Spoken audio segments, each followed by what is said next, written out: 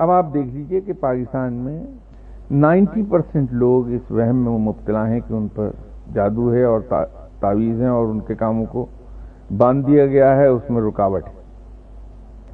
تو یوں میرا تمام تر زور اس بات پر رہتا ہے، جب بھی کبھی مجھے موقع ملا تو میں یہی کرتا ہوں کہ بجائے اس کے کہ بڑی بڑی لمبی چوڑی گتھیاں سلجھانے کے چکر میں لیکچر دیتا رہوں۔ اتنا علم ہے بھی نہیں میرے پاس، میں تو امی مطلق ہوں۔ تو میں اس پر زور دیتا ہوں کہ کنسیپٹس کسی طرح کلیئر ہو جائیں مسلمانوں کے اسلام کے بارے میں۔ جب ہمارے کنسیپٹس کلیئر ہوں گے تو راستہ صحیح والا ہمیں از خود ملتا چلا جائے گا۔ میں آج بھی آپ سے یہ گزارش کر رہا ہوں کہ لمبے چوڑے علم سیکھنے کی بجائے صرف ایک چھوٹا سا کام کر لیجئے اور وہ ٹوٹل اس پر عمل نہ کرنے کی کوشش کیجئے گا، ہوگا نہیں آپ سے کسی سے بھی، لیکن ہم اس کو جزون 1 by 1 عمل کرتے جائیں تو انشاءاللہ تعالی بڑی جلدی ہم اس پر ان ٹوٹل عمل کر لیں گے۔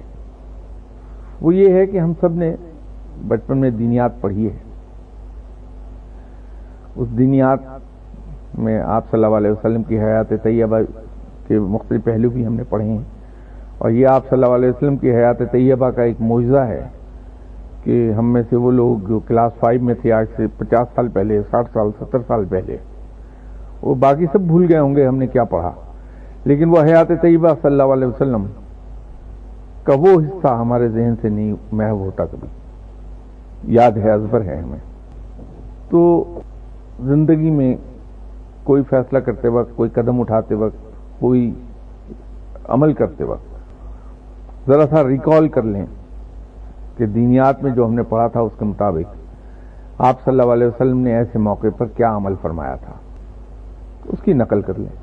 ٹھیک ہے، یہاں سے سٹارٹ، اگر اللہ مجھے توفیق دے تو میں تو یہاں سے سٹارٹ لے لوں گا کہ اگر میرا پڑوسی مجھے شور مچا کے دیوار میں کیل ٹھونک ٹھونک کے رات کے وقت توڑ پھوڑ کر کے ادھم مچا کے تنگ کر رہا ہے، کوڑا میرے گھر کے آگے پھینک رہا ہے، تو میں اس کو ہنس کے برداشت کر جاؤں، کیونکہ یہ آپ صلی اللہ علیہ وسلم کی سنت ہی یہی ہے۔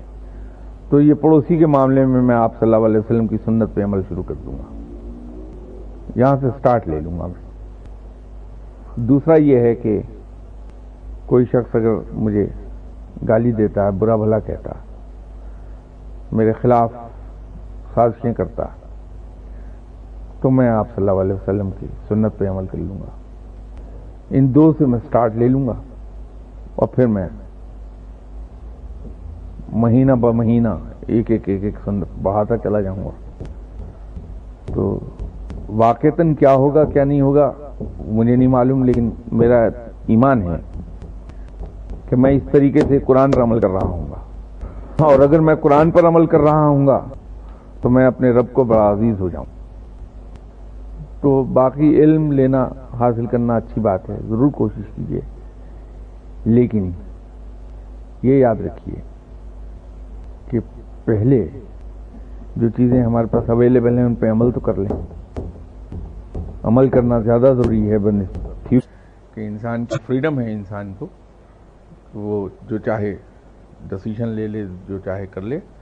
ہاں البتہ جس طرح سے وہ انگریز کہتا ہے کہ انسان کی آزادی وہاں ختم ہو جاتی ہے جہاں دوسرے کا ناک شروع ہوتا ہے۔ تو جہاں آپ کا کوئی انسان کا کوئی فعل اللہ کے کاموں میں رکھنا ڈالنے کا اندیشہ ہو جائے یا اس پہ اثر انداز ہونے لگے کہ وہ جو سسٹم آپریٹ کر رہا ہے بڑا ڈیلیکیٹ بیلنس ہے نا اس کے سسٹم میں، تو اس کو کسی طرح سے وہ انٹرفیئر کرنے لگے گا تو وہاں وہ ویٹو پاور یوز کرتا ہے، کیونکہ مختار کل تو وہ ہے، وہاں روک لے گا۔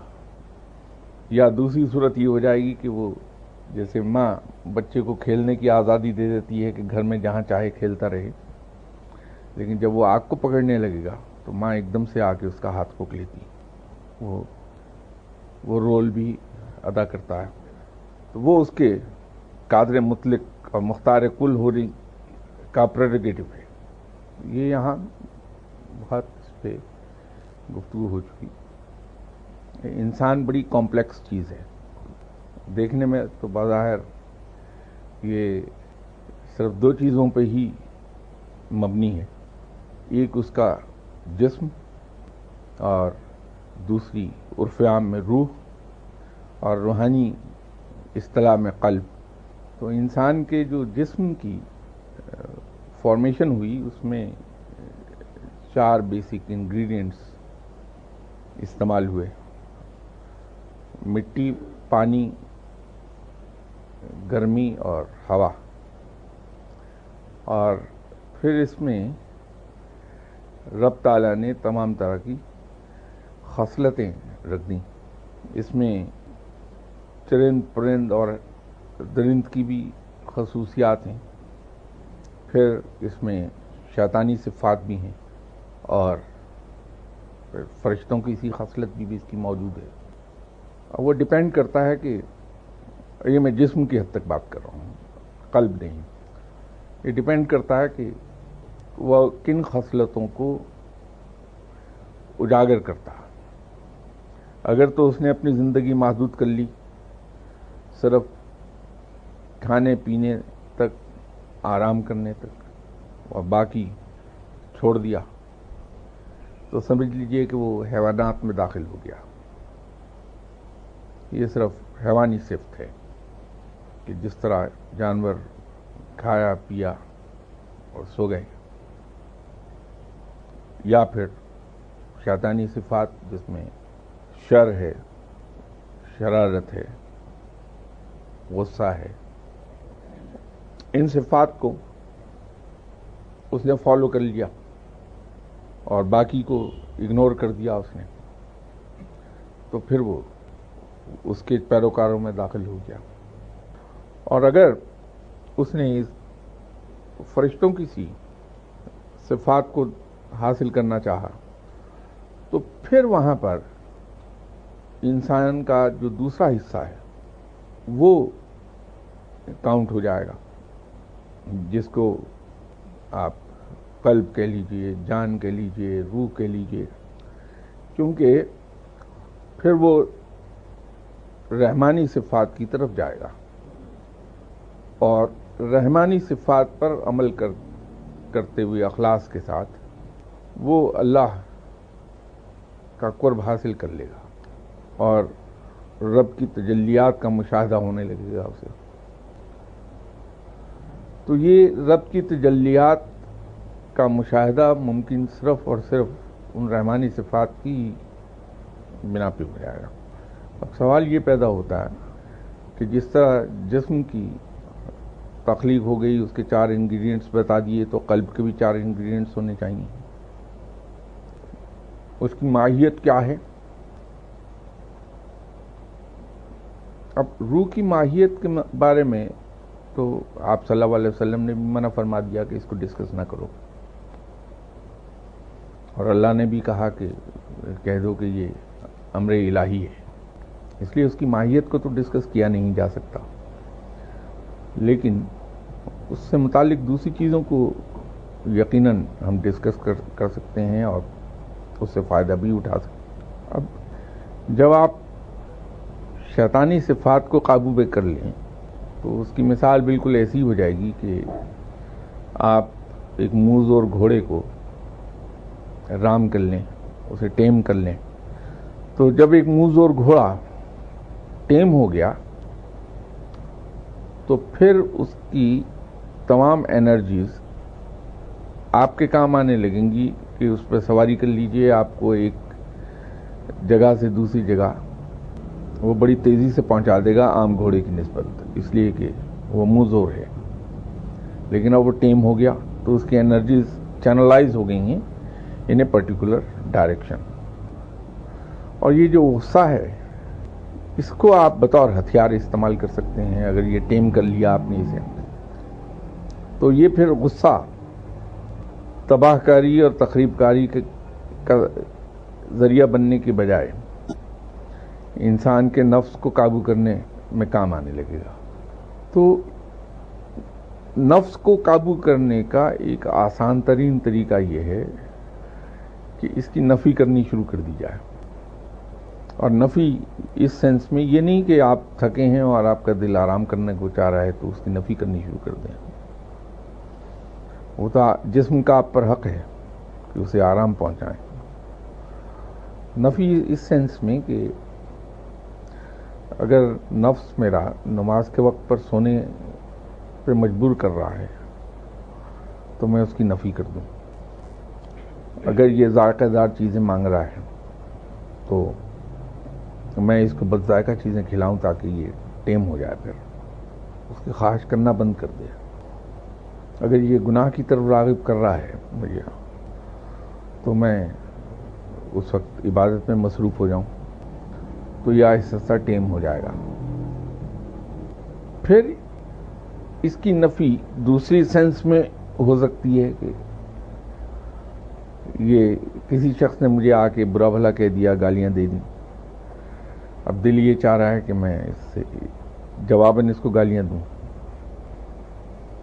تو اس وقت میں رک جاؤں کہ آپ صلی اللہ علیہ وسلم کی سنت یہ نہیں ہے. سنت یہ ہے کہ جس نے گالی دی ہے اس کا جواب مسکراہٹ سے اسے دے دیا جائے. کسی شخص نے میرے خلاف پروپیگنڈا کرنا شروع کر دیا تو دل یہ چاہے گا کہ میں جواب میں پروپیگنڈا کروں، اور اگر جوابی پروپیگنڈا کرنے کی پوزیشن میں نہیں ہوں، میں وہ اہلیت نہیں میرے اندر، تو میں اس شخص کے خلاف ہو جاؤں گا اور اسے برا بھلا کہنا شروع کر دوں گا. تو اس وقت پھر مجھ پہ لازم ہے کہ میں یہ دیکھ لوں کہ آپ صلی اللہ علیہ وسلم کی سنت کیا ہے. سنت یہ ہے کہ اس کو معاف کر دیا جائے اور اس کے ساتھ بھلائی کا سلوک کیا جائے. تو یوں نفس میرا قابو میں آ جائے گا میرے. کوئی شخص اپنی ضرورت کے لیے مجھ سے قرض مانگ کے لے گیا، وقت پہ دے نہیں رہا، تو بجائے اس کے کہ میں اس کو برا سمجھنے لگوں تو یہ دیکھ لوں کہ آپ صلی اللہ علیہ وسلم کی سنت کیا ہے. ممکن ہو سکے تو معاف کر دیں، نہیں تو اسے اتنی مہلت دے دیں کہ وہ بآسانی واپس کر دے اور میں اسے برا بھلا نہ کہوں. کوئی دشمن اگر ہے، دشمنی کرتا رہا تو چل کے آ گیا مجھ تک، تو آپ صلی اللہ علیہ وسلم کی سنت پہ عمل کرتے ہوئے اس کو سینے سے لگا لے آدمی.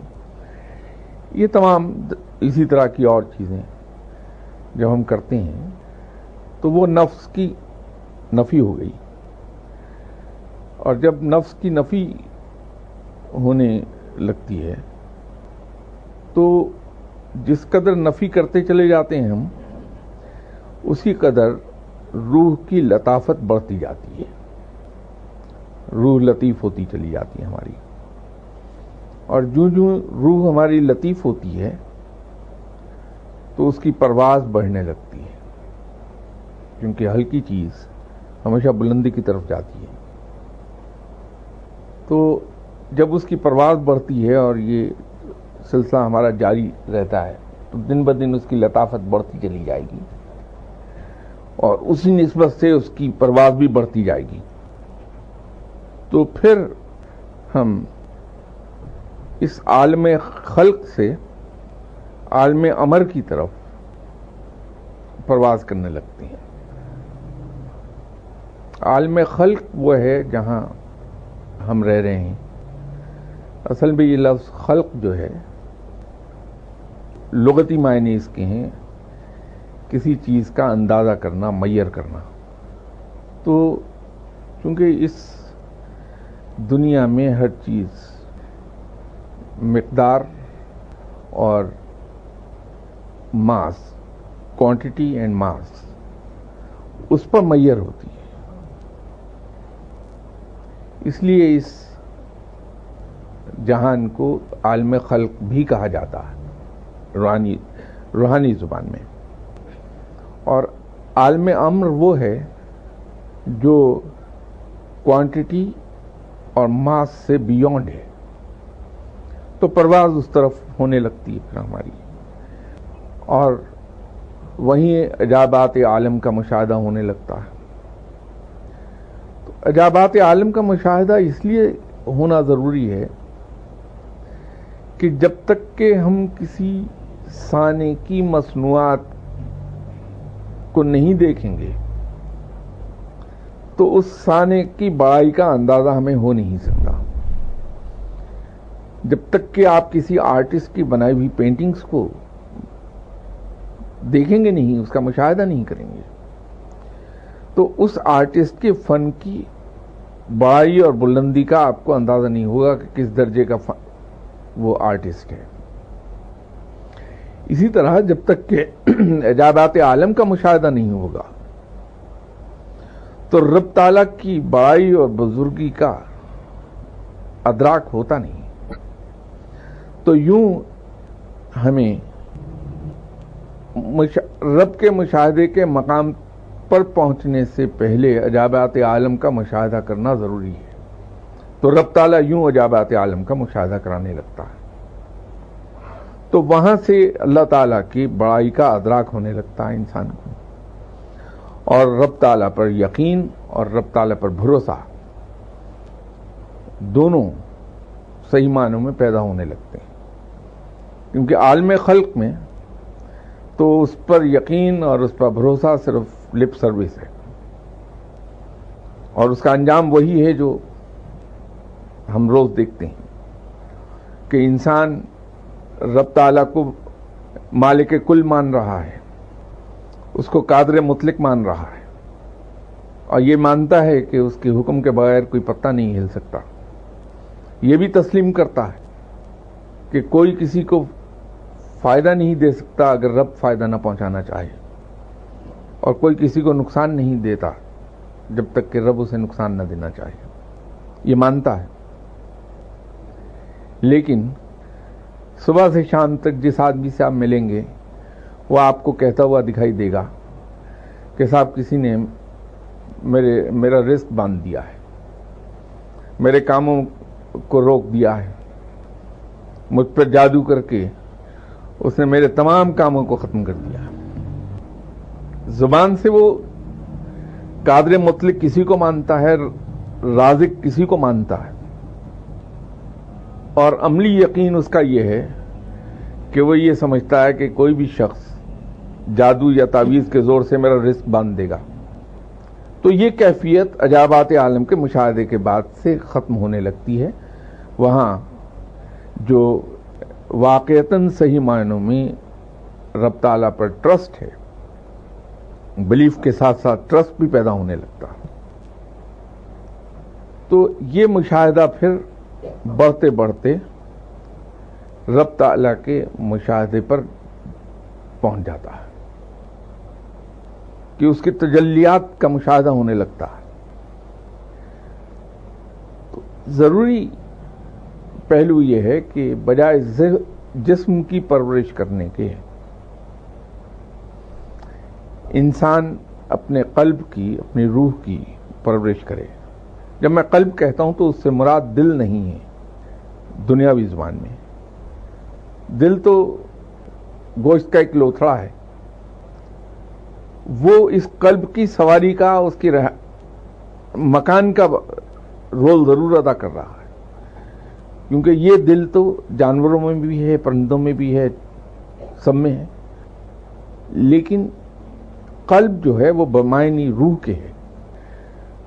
تو انسان کو چاہیے کہ بجائے اس جسم کی پرورش کرنے کے، کھانے پینے سے اور دنیاوی خواہشات پوری کرنے سے، نفسانی خواہشات پوری کرنے کے، قلب کی پرورش کرنا شروع کر دے. اور قلب کی پرورش اسی طرح ہوگی جیسے میں نے آپ سے عرض کیا.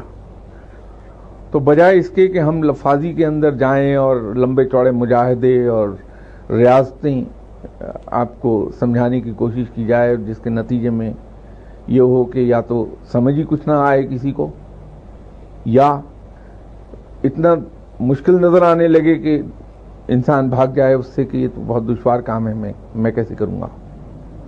اس کا آسان ترین حل یہ ہے کہ ہم کسی چکر میں نہ پڑیں، بلکہ کوئی بھی قدم اٹھانے سے پہلے، کوئی بھی ہمارا فعل سرزد ہونے سے پہلے اگر ہم پلٹ کر اس بات پہ نظر دوڑا لیں کہ ہم نے کلاس 5 اور کلاس 6 کی دینیات کی کتاب میں آپ صلی اللہ علیہ وسلم کی حیات طیبہ پڑھی تھی، اس میں آپ صلی اللہ علیہ وسلم کا ایٹیٹیوڈ اینڈ بیہیویئر ٹورڈز ادرس موجود تھا، اور آپ صلی اللہ علیہ وسلم کی عبادات کا ذکر تھا. تو ہم کچھ بھی نہ کریں، صرف اسے ریکال کر لیں کہ ایسے موقع پر آپ صلی اللہ علیہ وسلم نے کیا رویہ رکھا،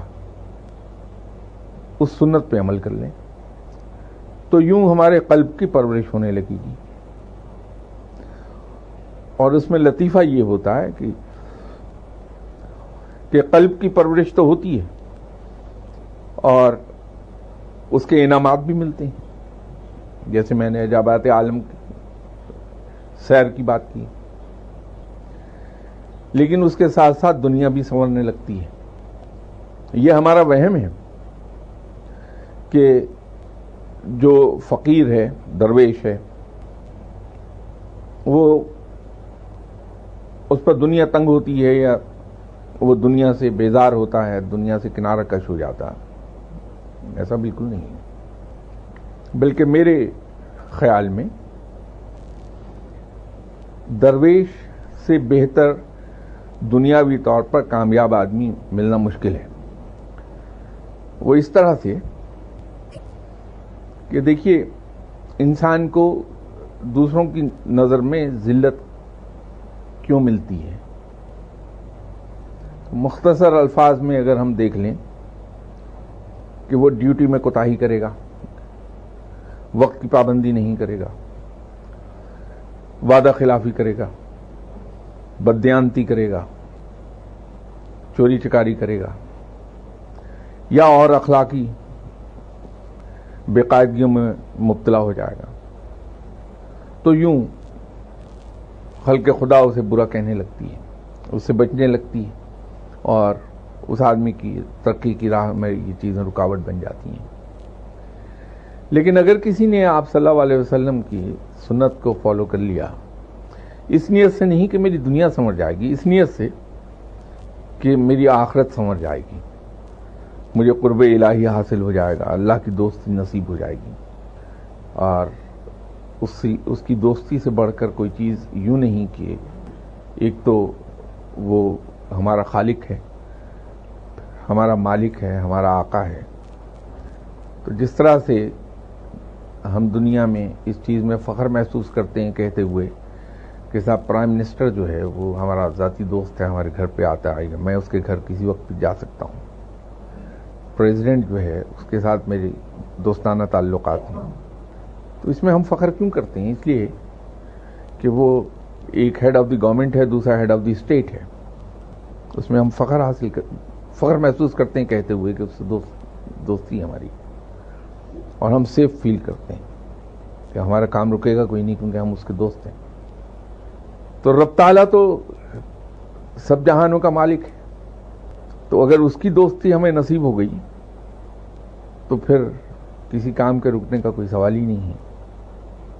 تو اس نیت سے اگر ہم نے آپ صلی اللہ علیہ وسلم کی سنت کا فالو کرنا شروع کر دیا تو ہوگا کیا؟ نیک تو پورے آفس میں میری دھاک بیٹھے گی کہ صاحب بہت ہی سچا انسان ہے، تو ہر آدمی اس نسبت سے مجھ پر اعتبار بھی کرے گا اور میری عزت بھی کرے گا. مشکل میں دیکھا از خود جا کے اس کو والنٹیئر کی آفر کہ صاحب مجھے حکم کیجئے کیا خدمت میں آپ کی کر سکتا ہوں. تو کیا ہوگا کہ خاندان میں سب سے زیادہ باعزت انسان گنا جاؤں گا. تو یوں میں عرض کر رہا تھا کہ درویش سے زیادہ سکسیسفل آدمی آپ کو مشکل سے ملے گا کوئی. تو اللہ کو حاصل کرتے کرتے دنیا خود بخود آتی ہے، ایز اے بائی پروڈکٹ آ جائے گی. لیکن اس کے برعکس اگر میں صرف دنیا ہی کے لیے کوشش کر رہا ہوں کہ دنیا مجھے مل جائے اور میں ایلبو کے زور پر آگے بڑھ رہا ہوں، تو اس کا نتیجہ کیا ہے؟ جو کہ روز دیکھتے ہیں یہی کچھ ہوگا. ہر وقت پریشان پھر رہا ہے بندہ. میں کسی پیر صاحب کی تلاش میں نکلوں گا کہ اس سے دعا کراؤں کہ بھائی یہ میرا کام کسی نے روک دیا، یہ کسی نے رزق باندھ دیا، تعویذ کر کے جادو کر دیا، خدا کے لیے توڑ دو. وہ پیر صاحب جو ہیں وہ اپنی فیس چارج کرتے کرتے میرے کپڑے بھی بکوا دیں گے مجھ سے. لیکن وجہ تو وہ ہے ہی نہیں جو میں سمجھ رہا ہوں. وجہ تو یہ ہے کہ میری جو آگے بڑھنے کی خواہش ہے، میری ایمبیشن، وہ ایمبیشن کی حد سے اوور ایمبیشن کے درجے میں چلی گئی ہے.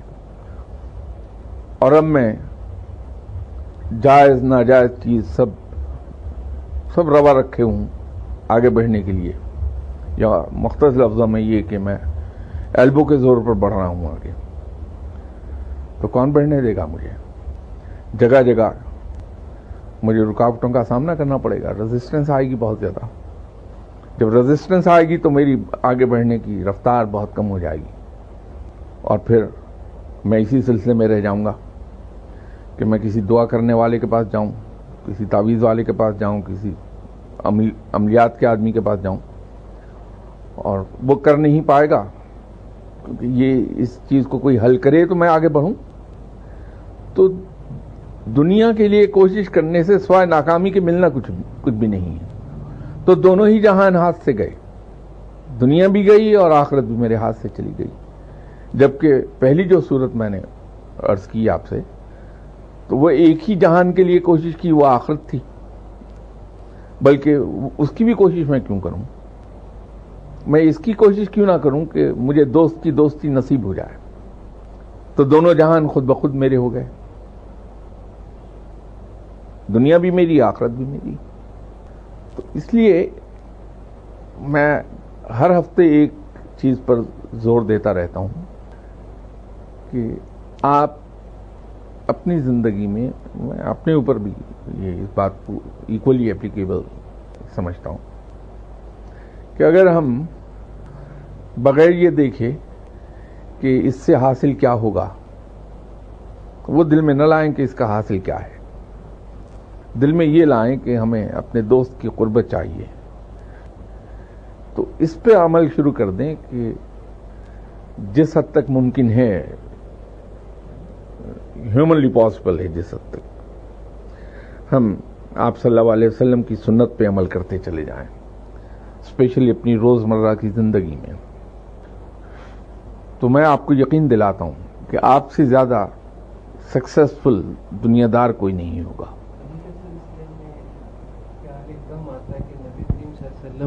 پہ بھی جادو ہوا تھا.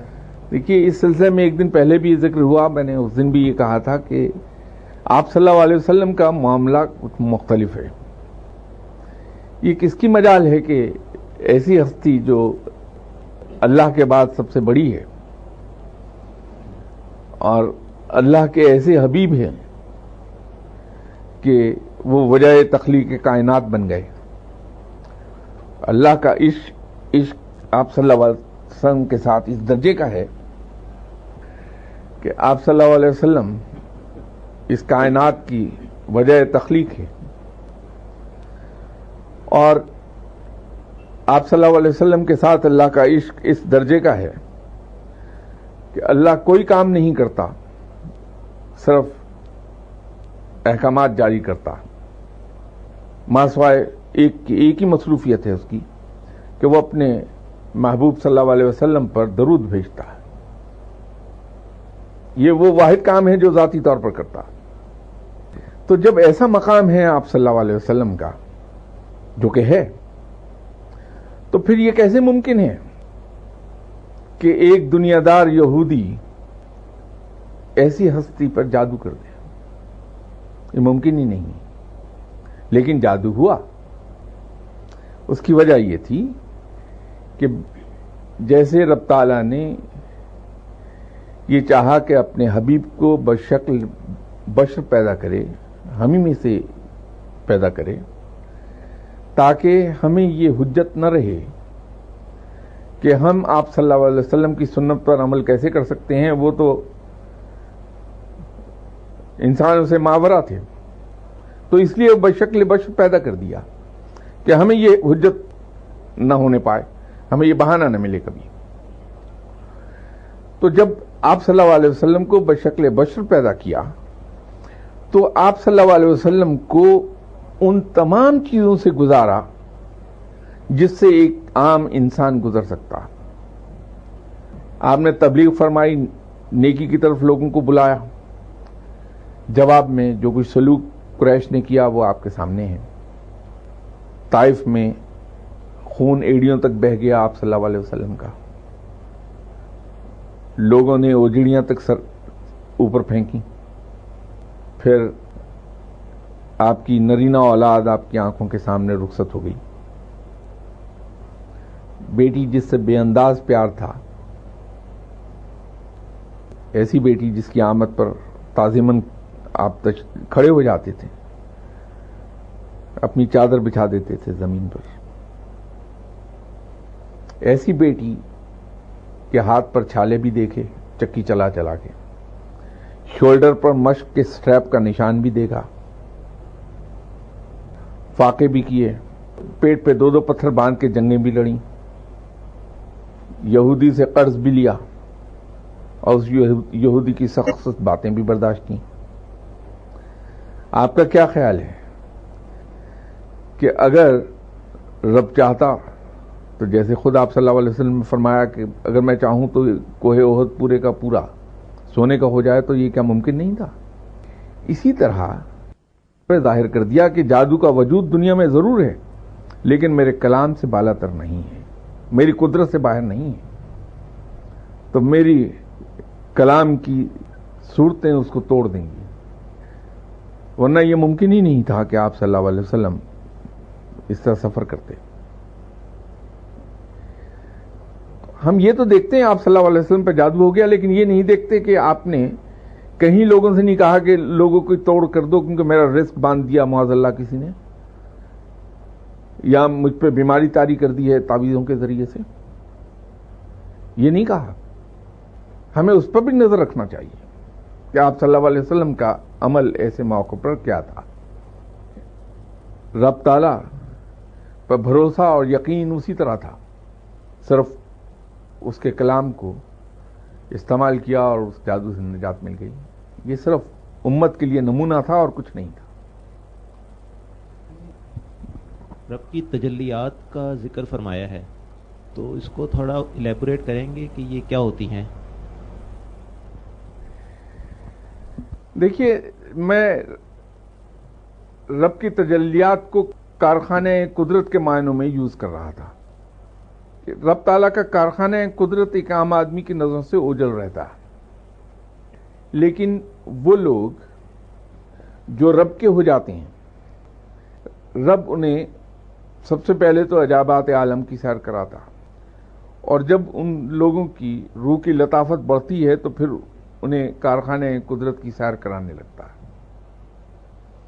آپ نے بہت سے بزرگوں کے بارے میں پڑھا ہوگا کہ انہوں نے جیتے جی جنت کی سیر کی، اس کے ایک حصے کو دیکھا، فرشتوں کو دیکھ لیا. یہ سب کارخانے قدرت کا حصہ ہیں. کسی نے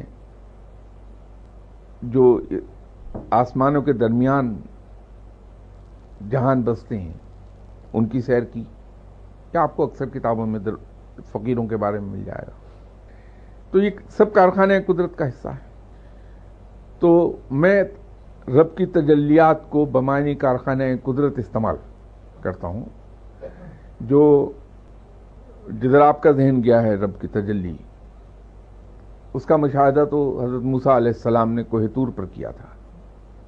میں اس نور کی بات نہیں کر رہا، میں اس کو تجلیات کو بمعنی کارخانے قدرت استعمال کر رہا ہوں جو عام آدمی کی نظر سے اوجھل ہے. تو یہ رب تعالیٰ کسی انسان کی تابعداری اور فرمانبرداری سے خوش ہو کے اسے اجازت دے دیتے ہیں کہ وہ ایک حد تک رب تعالیٰ کے کارخانے قدرت کا مشاہدہ کر سکے. تو وہ ان معنوں میں استعمال کر رہا تھا. یہ بذات خود بہت بڑا اعزاز ہے جس پر ہمیں اللہ تعالیٰ کا شکر گزار ہونا چاہیے. اگر اللہ کسی کو یہ عطا فرما دے، یہ معمولی چیز نہیں کہیں اس کو آپ یہ سمجھیں کہ کارخانہ قدرت کے مشاہدے سے مجھے لینا کیا ہے. نہیں، یہ رب پر یقین، ایمان اور بھروسہ، تینوں چیزیں بڑھانے میں بہت زیادہ رول ادا کرتا ہے، یہ مہمیز کا کام کرتا ہے۔